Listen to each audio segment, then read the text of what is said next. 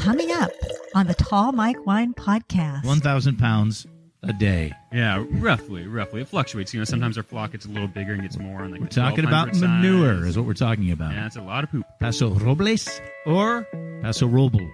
Well, if you're a local, you say Paso Robles, but that is not the correct way to say it. To simplify, if I just said hippies, would that be like... Yeah. Okay. Granola, hippies. Birkenstocks. Wheat germ? Yeah. If I say Paso Robles, what do you think of me?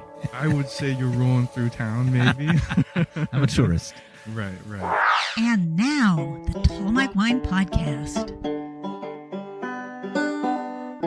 If you guessed that I am driving again because you are hearing the banjo play, then you have been listening to this podcast and paying attention. So for that, I thank you.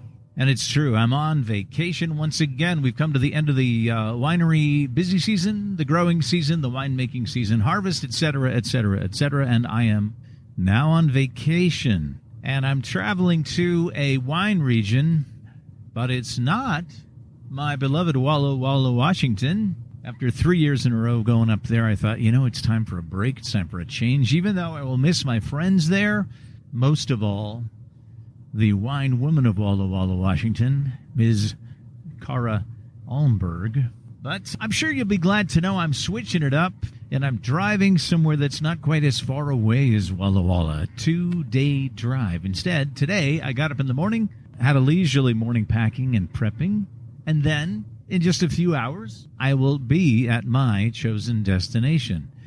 Traveling south on the 101 highway in the middle of California, I'm headed to Paso Robles. Paso Robles is a place from which I have had many tasty wines, and I've never been. So this will be a new horizon for me, a new destination, meet some new people, see some new things, and mostly taste a lot of wine and tell you all about it. So stick around as I continue to drive south on the 101. A beautiful day in Central California. It's sunny and 72. In case you're wondering, I'll catch up with you further on down the road once I get into Paso Robles.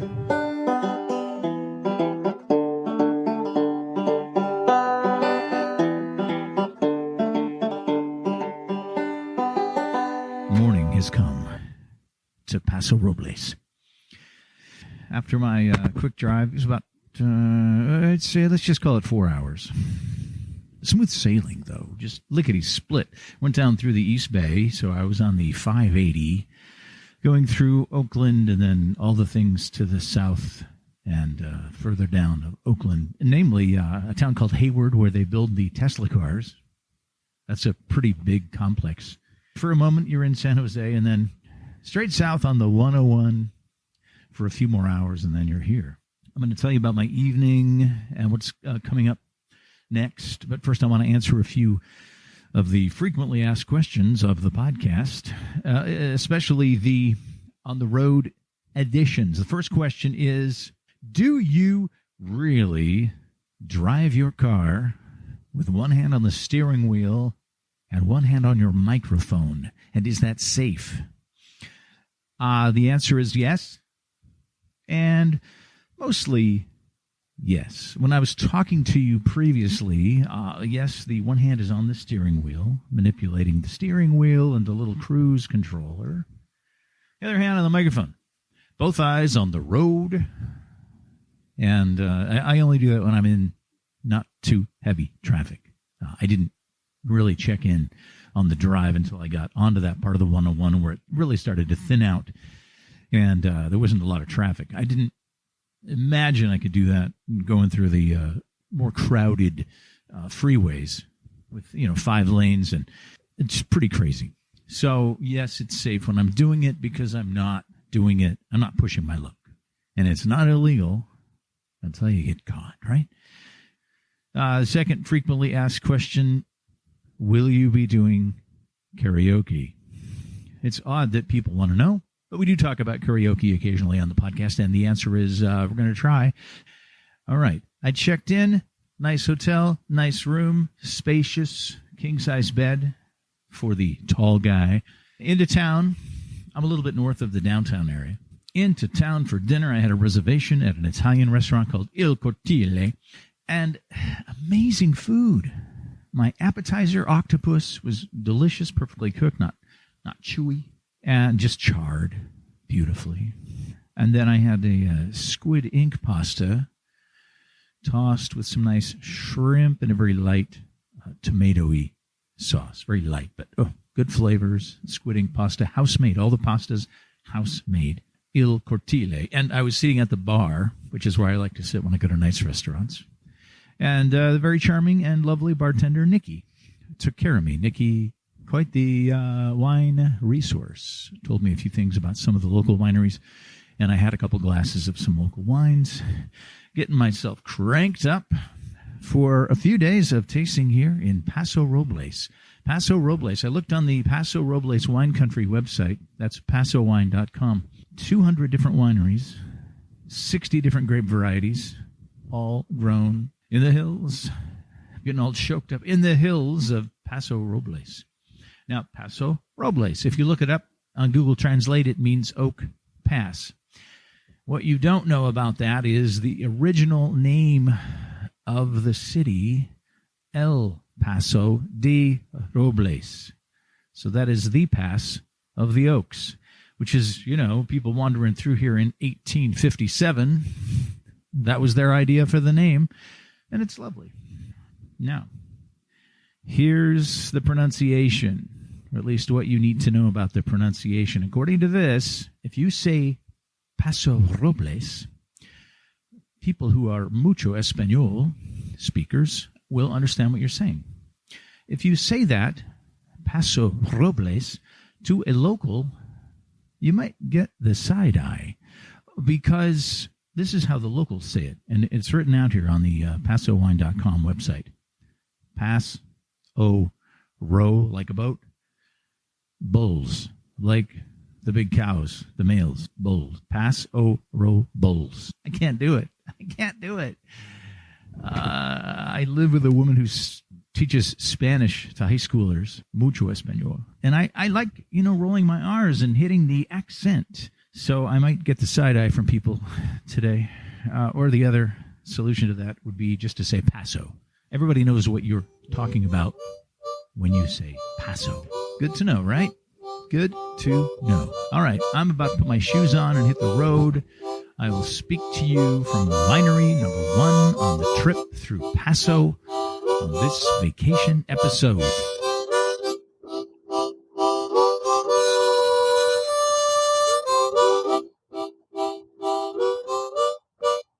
And now it's real. I'm in Paso. I'm in wine country. I'm in the hills. I'm west of town where the vineyards are. And I have to say, it's drop dead gorgeous here in Paso. It's a beautiful sunny day. That helps. And I have wound my way around and out to... I thought this was really appropriate to start my trip to Paso with one of the OG wineries. And I am here talking to Jules. Howdy. Hello, Jules. Hey, my name is Jules. I am a Tablas Creek wine attendant here. I've been at Tablas Creek for about a year and a half. Started in March of 22. I just had a nice flight of red wines. I think I tasted 7 wines. Most of the wines here are blends. I did taste one Mourvèdre that was 100%. The winery's been here since when?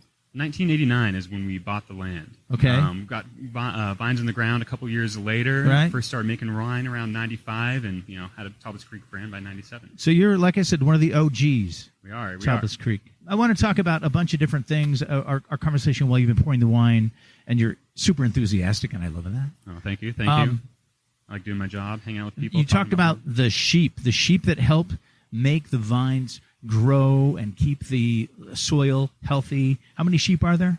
We have about 150 ewes, 5 breeding rams, Ewes. for some genetic diversity. And it's a breed called Dorper, native to South Africa. Bred for meat, not for wool, so they're classified as hair sheep, shed their winter coat. We don't have to worry about that. So much information. Just listen to him. Okay, this is really what I wrote down here. 1,000 pounds a day. Yeah, roughly. It fluctuates. Sometimes our flock gets a little bigger and gets more. On we're talking about manure is what we're talking about. Yeah, it's a lot of poop. But it's good for the soil. It's great, yeah. Great for the microbial life of the soil. Great for getting nutrients back in, like nitrogen that we want to introduce back into the soil. Eat down our cover crops that retain our topsoil throughout the winter and, fertilize the earth. Okay, so you're a local guy. You were telling another table you grew up in Templeton, which isn't too far from here. I did. Grew up in the area. Lived here most of my life. Lived out of it for a couple of years, but been loving it. I would forget how beautiful it is because I'm just so used to it. And this is what led you to getting into the wine industry? Yeah, just growing up around it, being interested in it. I've worked most of my adult life in the service industry, and it just kind of made sense to serve stuff that I love and love talking about, hanging out. Well, you're really good at what you do. You have a lot of knowledge in your head, man. It just comes spilling out of you. Yeah. It's almost like my mouth moves without my brain telling it what to do. Yeah, Tablas Creek really wanted us to know our stuff before going out on the floor. Well, there's a lot to know. You were just rattling off all the different grapes that are grown here. Is it 21, 22? I think the count that I got to there was 21. What's the biggest? The biggest, most widely planted varietal on the property is Mourvedre. Okay. And that's a base of a couple of the different blends. Yeah, it's the lead grape in our flagship blend, the Esprit de Tablas, and it's also the lead grape in our highest quality blend of the Panoply, which is the one bottle we do not pour for tasting. The Panoply? I didn't taste it? No, yeah, it's 50% Mourvedre, most vintages, and we only use roughly the top 1% or so of our fruit for that wine. It's Mourvedre, Grenache, and Syrah every vintage. So we only really pour it for like our own premiere event. Ooh. Yeah, pouring barrel samples. Wow. How many cases of that do you produce? That's a great question. I have no idea the case count. It's a small production wine. It's smaller production than the rest of our catalog. We're doing around 18,000 estate cases a year with our 140 planted acres. Yeah, it's definitely a smaller volume. We're only using the best of what we grow in that wine. Well, I really loved all of the wines. They are delicious. This Thank you. Property is beautiful. Yeah, I wish I could take credit for the quality of the wine, but I'm just the guy serving it. Since you're a local, I'm going to ask you this question. Paso Robles or Paso Robles? Well, if you're a local, you say Paso Robles, but that is not the correct way to say it. It is El Paso de Robles, the passage of the oaks. Yes. But, a lot of people here just say Paso at all. Just shorten Paso. Don't even say Robles anymore. That's exactly what I read. Is you're going to get the side eye from a local if you say Robles. Yeah. They'll know that you're not from the area. So just say Paso. Yeah, just Paso. It's kind of like when I was in San Francisco working in restaurants, and the tourists would come in and they would say things like Frisco. Yes, I heard that one time. I said Fresno, and they said no, San Francisco. I gave them the heads up not to say that one. Yeah, don't say Frisco. Yeah. Don't say San Fran. Yeah. Don't say SF. If anything, just say the city. Exactly. Yeah. Or say San Francisco. Yeah, we got something similar down here. Everyone says SLO instead of San Luis Obispo. Oh, okay. A lot of tourists will say SLO, and that's a real dead giveaway that you're not from the area. Yeah. So the locals say slow? Slow, yeah, Okay. just slow. Oh, thank you for the insight. Yeah. Jules, you're the man. I know. And humble, too. I appreciate you talking to me. Yeah, of course.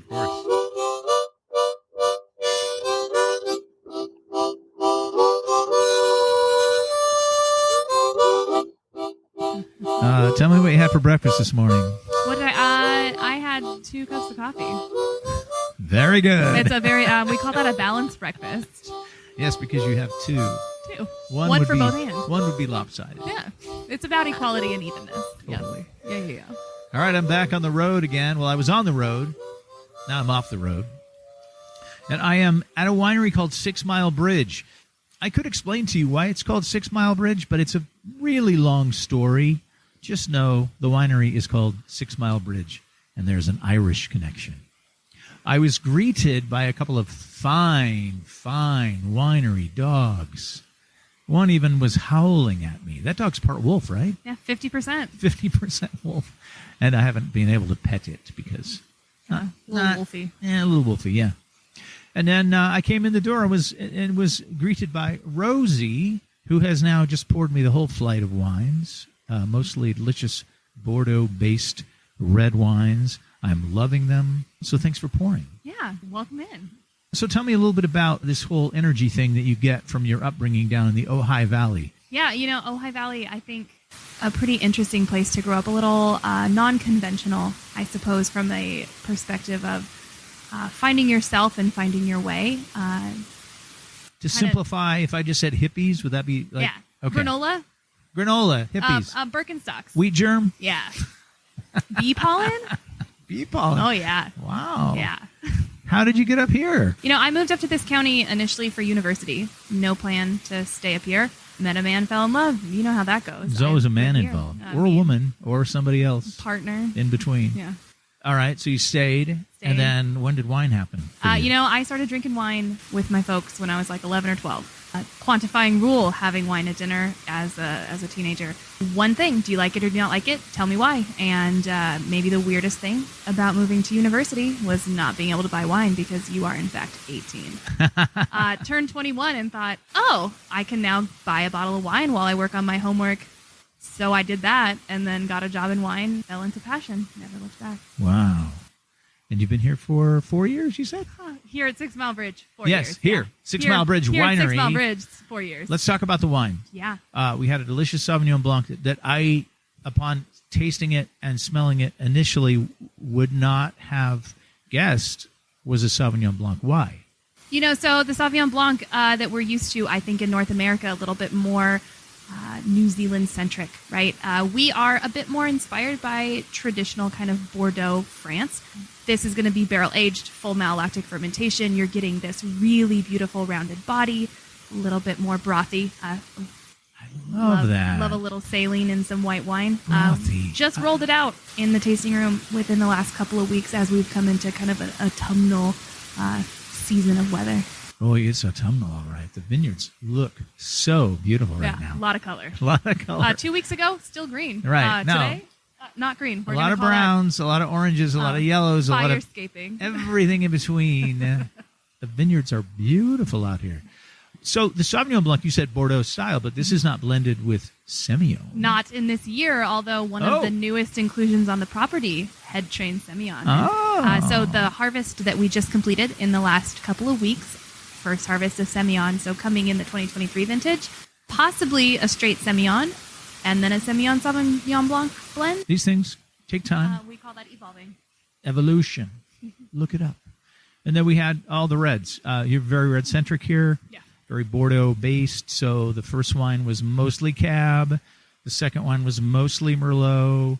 And then back into the Cab-based. And then at the end, the Malbec. Mm-hmm. Man, that just hits you over the head with like blueberries. Yeah, and grippy. And grippy. Beautiful. One of our smaller productions, that Incantation, I think possibly one of the wines that's always the biggest surprise from us yearly would be that. I don't necessarily equate Malbec to growing in Paso, but we have ended up with a really beautiful select block here. So you're on the Bordeaux end of the spectrum, and Paso Robles has drifted closer and closer to the Rhone end of the spectrum over the years. Mm-hmm. I remember the bottle of J-Lore Cabernet on the grocery store shelf in every grocery store in America, and that was my first, that's a place in California. Okay, they grow Cab. Okay, great, they grow Cab. Cool. And then years later, now it's a lot more Rhone varietals. So super interesting because by tasting room and by program in Paso, obviously the Rhone is very expressed. Although by sheer acreage and tonnage produced in this county, we are still over 50% growing Cabernet. Oh. It's just a lot of large, talk about J-Lore, right? How much Cab does J-Lore grow in Paso? Probably a bit. A little bit.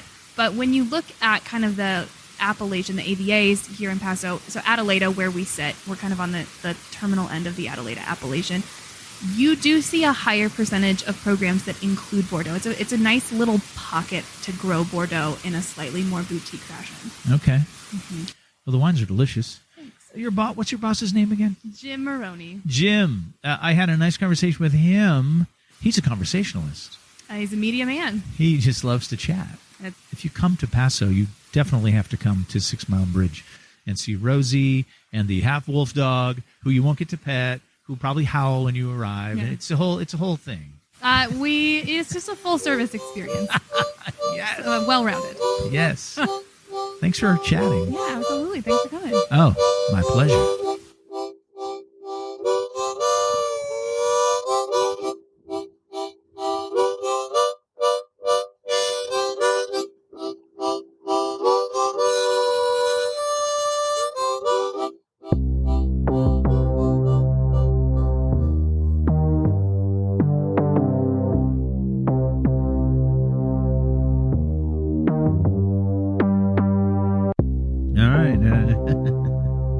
As you can see, or I guess as you can hear, the conversations are sometimes wide-ranging.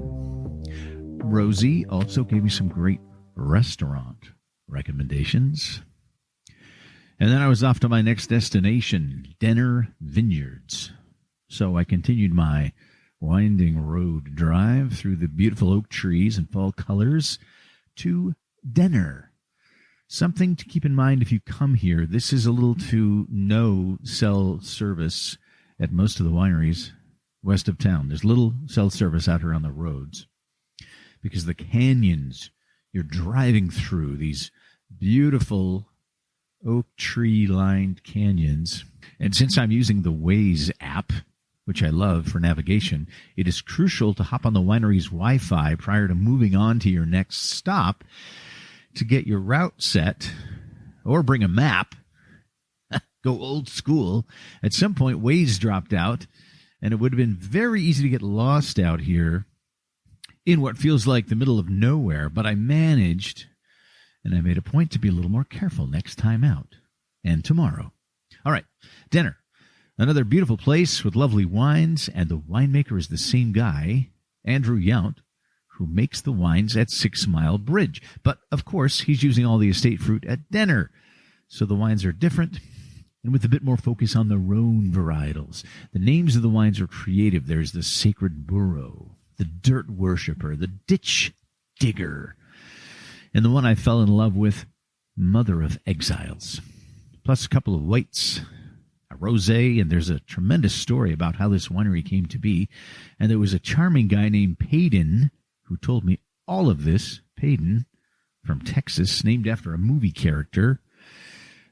College in Colorado studying humanities, then to Arizona and eventually California to work in wine. Also an interesting story. Now here's the kicker. As the tasting wound down and I started getting my microphones out to record, as I told him at the start I wanted to, but when it came down to the actual recording, Payton informed me it was the company policy that employees were not to be recorded, which of course makes sense from a hardcore corporate angle. You can't have just anyone talk to some podcaster. You just don't know what they might say. It'd be irresponsible, right? Or would it? In 2022, Ron Denner, who founded the winery, planting vines in 1999, sold it to a larger wine company, one of the big ones. I won't tell you the name of the company, but their name starts with a G. Anywho, it would seem to be dinner time.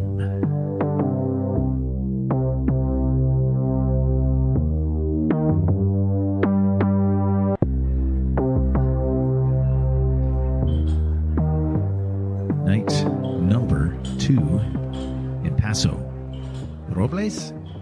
Robles. I'm sticking with just Paso for now. And I'm at a French restaurant. Seems like it's popular because it's packed. Complete contrast to my dinner last night in the reserved, lovely quietude of Il Cortile with Nikki behind the bar. This place, a little bigger. There just seems to be a lot more going on. The controlled chaos of a busy, well-run restaurant. I'm at Les Petite Canailles, a mom-and-pop owned by a winemaker's son from France and a butcher's daughter from the Carolinas. And they seem to be doing everything right. And Paso is digging it. The food, impressive. Spot on. I indulged in steak tartare, a quite interesting take on leeks. And then mussels, with fries, of course. You can see pictures on the Instagram at Tall Mike Wine. That's the food, which is just one element of success in the restaurant world. The other being service. And the service is exceptional. It's one of those places with a large staff, well-trained, everything timed out, with all the proper pieces in place. My server, another Nikki, behind the bar, was very well versed in everything on the menu. Her command of description of virtually every dish was astonishing. Nikki knows her shit, truly. But I was also in contact with her staff mates, bringing water, pouring wine, just basically smothered lovingly I was.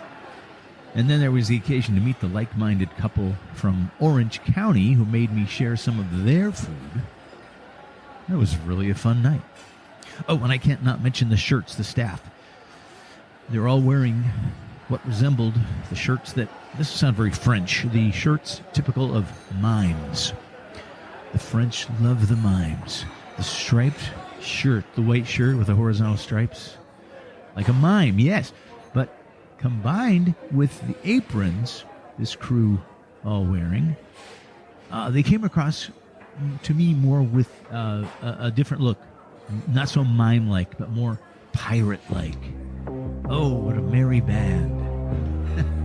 Living the pirate life in Paso. Cheers to everyone at Les Petites Canailles.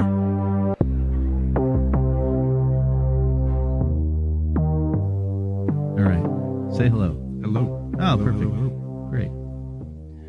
I have to say, if you can start your day like I started my day today, you should definitely make an effort to do so. It's day 2 in Paso. I drove out into the hills, the west side of town, and stopped at my first winery, and they poured me a nice glass of very Provence-inspired rosé of Mourvèdre, and I sat here in the shade of a beautiful oak tree and looked out at the scenery while I sipped that wine, and I thought, yes, I've made good choices. I'm here at Paix sur Terre, which translates from the French into peace on earth, and I have to say I'm feeling pretty peaceful right now. And Christopher is here with me. He's been pouring the wine. He poured me that delicious rosé.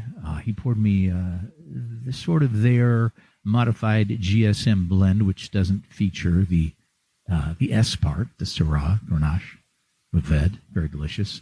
And then we dove right into some full varietal Mourvèdres from 3 different vineyard sites. That was very interesting. Christopher had a lot of interesting things to say about the sites, where they're located, the soil, and how that affects the finished wine. It's been just a nice time. The conversation, speaking about far-ranging conversations, we've been talking about the Grateful Dead thematics in the names of the wine here.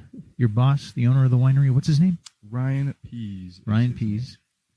He's a deadhead, but he's not one of these old grizzled deadheads from the early days, right? He didn't grow up in the Haight-Ashbury. Right. A little bit before that, but still that influence carries directly into the product for sure. So comes a time, been away too long. Those are 2 Grateful Dead song titles? Yeah, I would say the most notable out of the list is The Other One. Oh, the other one, okay. Correct.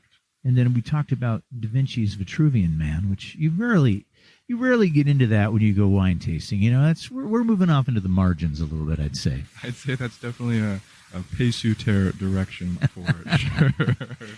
But the labels are beautiful. Who's the guy that does the label art? His name is Jonathan Blythe. He grew up with our winemaker Ryan in Walnut Creek.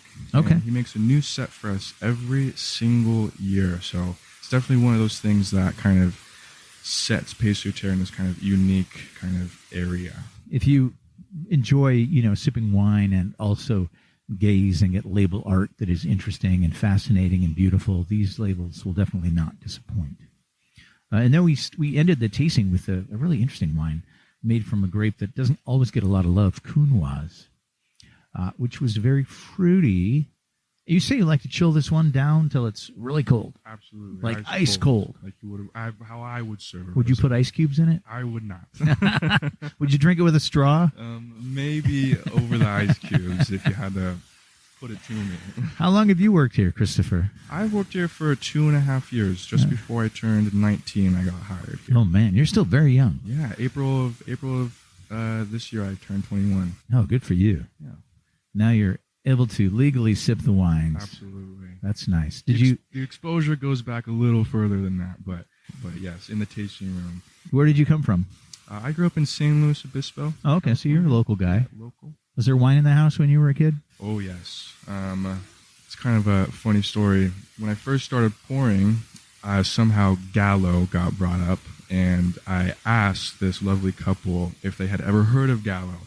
and I got laughed at.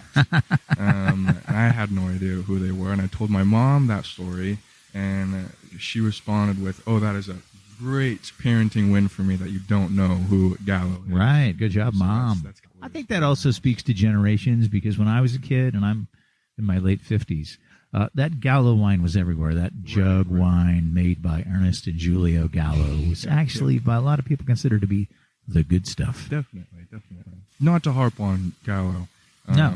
Just in Although the I house did a was little while ago in the podcast. Yeah.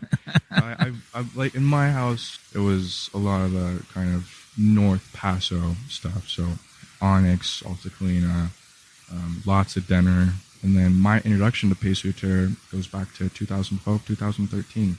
Paso Terre has definitely been in my life for a number of years now. So That's super cool, man. privileged to, be in that kind of sphere for sure. Let me ask you a very local, specific question. Yes. If I say Paso Robles, Yes. what do you think of me? I would say you're rolling through town, maybe. I'm a tourist. Right. I just have to say, I look at that and I'm like, well, first of all, my girlfriend, she's a teacher and she teaches Spanish. Mm-hmm. So I really stress on my pronunciations. Right. I see Robles and I'm like, yeah, sí. Everybody here says Robles. Robles. Yes. Robles. You just kind of put like rocks in your mouth. Robles. Yeah, I definitely refer to it as more of like a Paso kind of thing, or Slow, or A-Town for Atascadero, or Moro for Morro Bay. Oh, okay. Even Osos to shorten up Los Osos. Okay. So I feel like that's kind of a It's local good to know. thing Thanks for the clarification. yeah, Thanks for the wine. absolutely. And thanks for being part of my experience on the Definitely. podcast. This was a lot of fun. It was an absolute pleasure playing for you, and I definitely look forward to, this kind of thing again. Cool, man.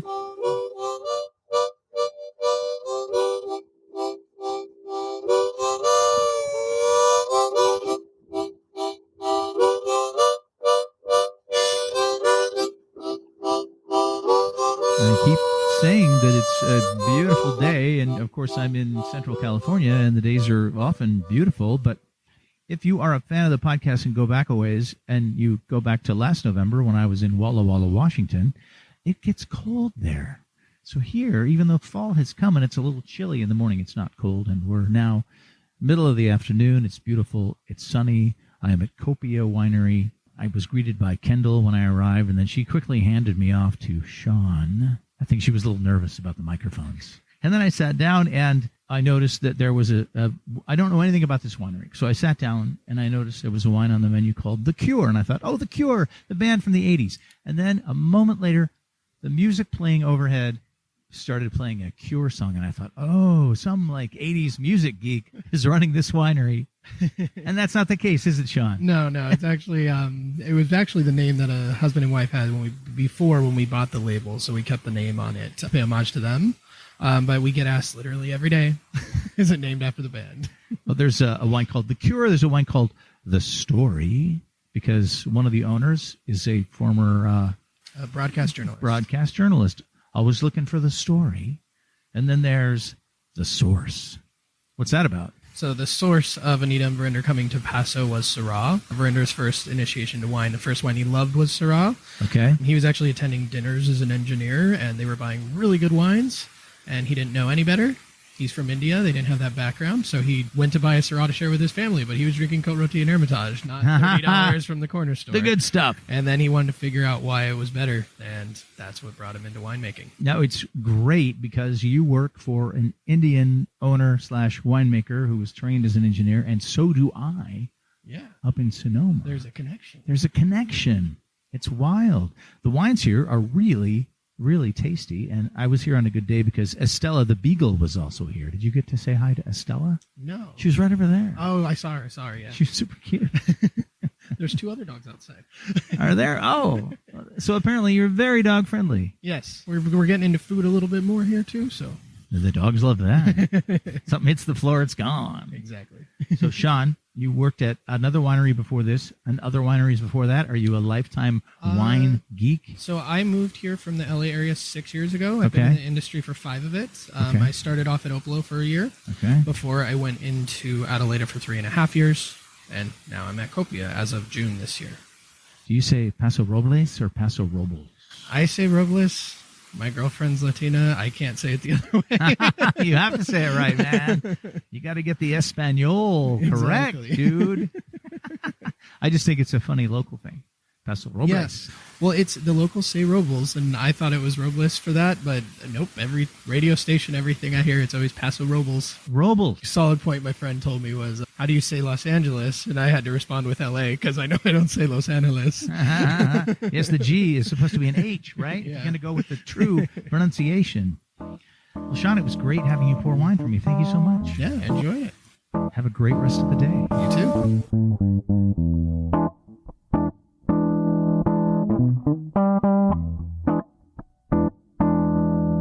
So, one side note, as I was leaving Copia, somebody introduced themselves.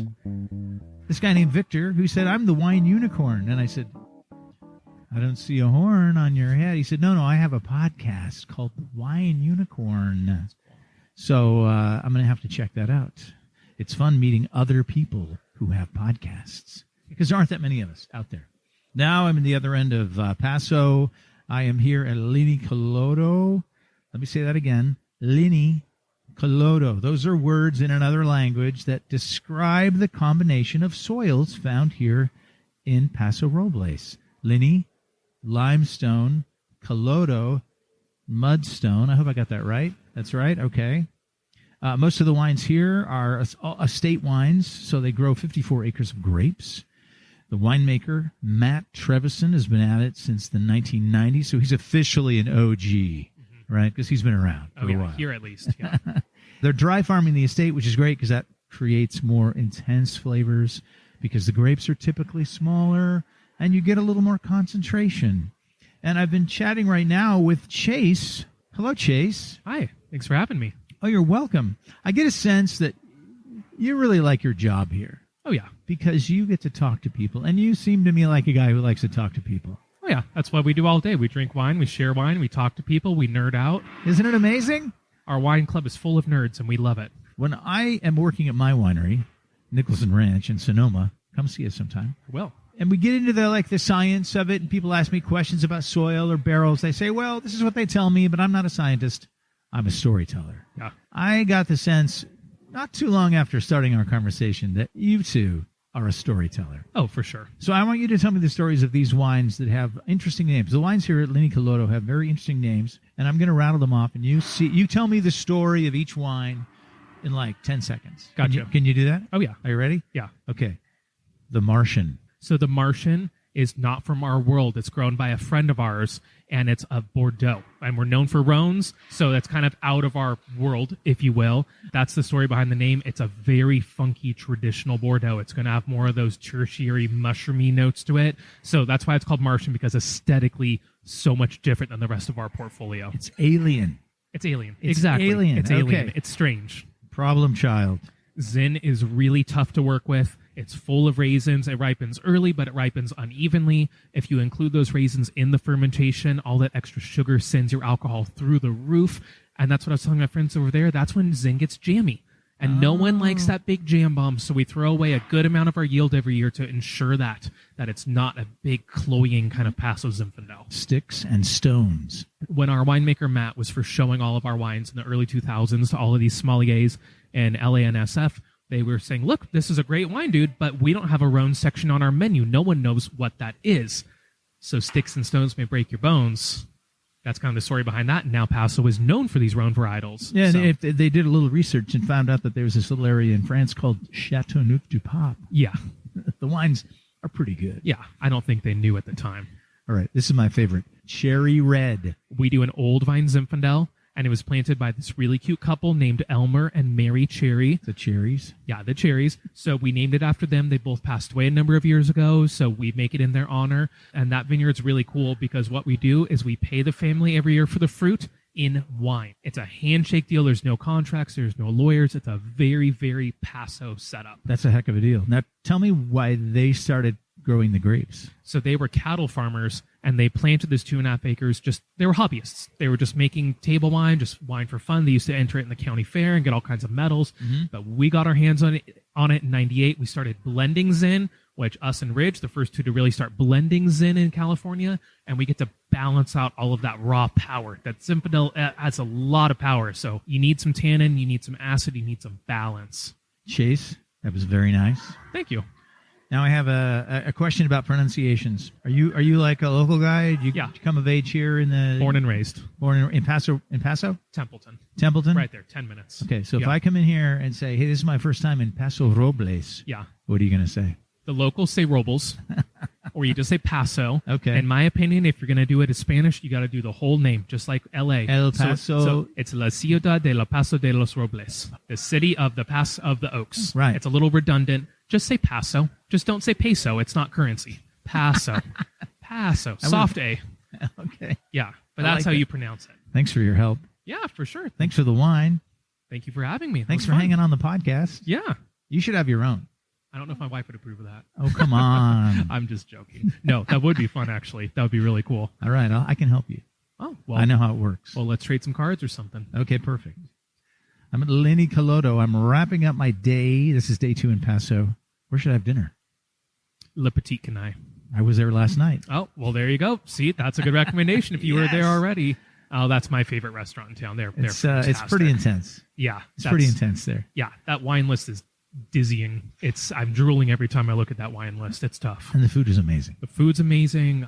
I've never had a bad dish there. Everything's amazing. There's a lot of good restaurants in Paso, but that's where I go for my anniversaries and birthdays. Okay. Those kinds of All things. right. Yeah. Thanks, Chase. Yeah, cheers. Chase at Linne, Calodo. Charming guy. That was the busiest tasting room I've been in so far. Although it's now clock on the wall says Friday afternoon. And apparently here in Paso it's going to be a busy weekend. There's one winery that's having a big weekend celebration. That wraps up day 2 in Paso. And also part 1 of this Paso vacation episode. Thanks for listening. For the further adventures of yours truly in Paso, you'll have to wait for episode 2 coming soon. Shout out to Jason Waters for some great suggestions on my list of wineries to visit here. Thanks, Jason.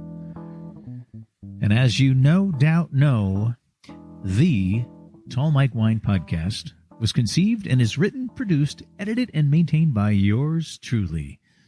If you have questions or you would like your very own set of Tall Mike Wine Podcast coasters, please write to me, tallmikewine@gmail.com, to see behind the scenes, all the food, all the wine, from here in Paso and when I'm just home, living the good life. Follow me on Instagram at Tall Mike Wine.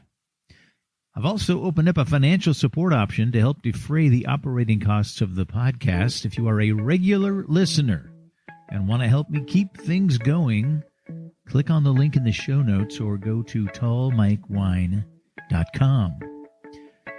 That's episode 47 from Paso Robles, or Paso Robles, California.